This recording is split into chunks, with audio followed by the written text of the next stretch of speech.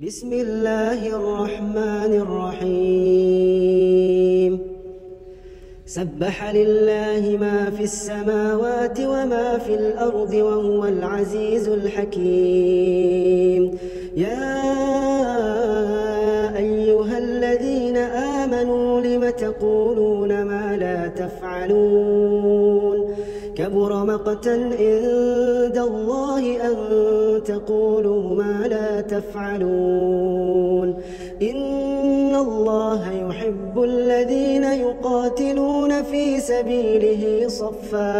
صفا كأنهم بنيان مرصوص وإذ قال موسى لقومه يا قوم لم تؤذونني وقد تعلمون أني رسول الله إليكم فلما زاغوا أزاغ الله قلوبهم والله لا يهدي القوم الفاسقين وإذ قال عيسى ابن مريم يا بني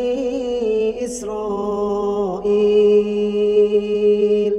إني رسول الله إليكم مصدقا لما بين يدي من التوراة ومبشرا برسول يأتي من بعد اسمه أحمد فلما جاءهم بالبينات قالوا هذا سحر مبين ومن أظلم ممن افترى على الله الكذب وهو يدعى إلى الإسلام والله لا يهدي القوم الظالمين يريدون ليطفئوا نور الله بأفواههم والله متم نوره ولو كره الكافرون هو الذي أرسل رسوله بالهدى ودين الحق ليظهره على الدين كله ولو كره المشركون يا أيها الذين آمنوا هل أدلكم على تجارة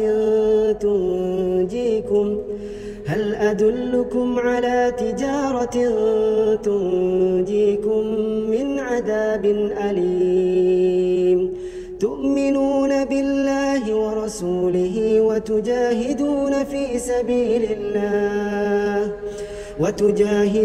في سبيل الله بأموالكم وأنفسكم ذلكم خير لكم إن كنتم تعلمون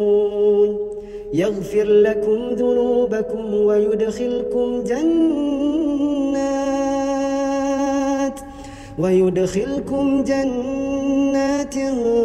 تجري من تحتها الأنهار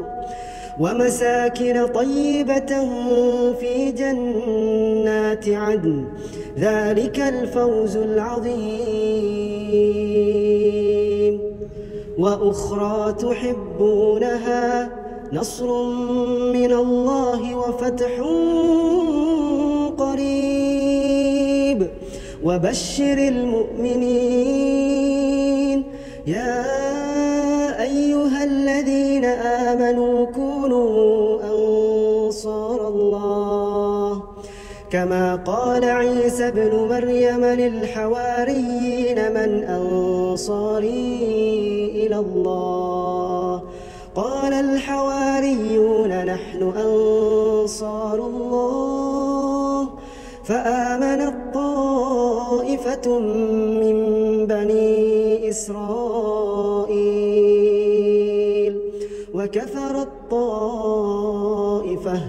فأيدنا الذين آمنوا على عدوهم فأصبحوا ظاهرين.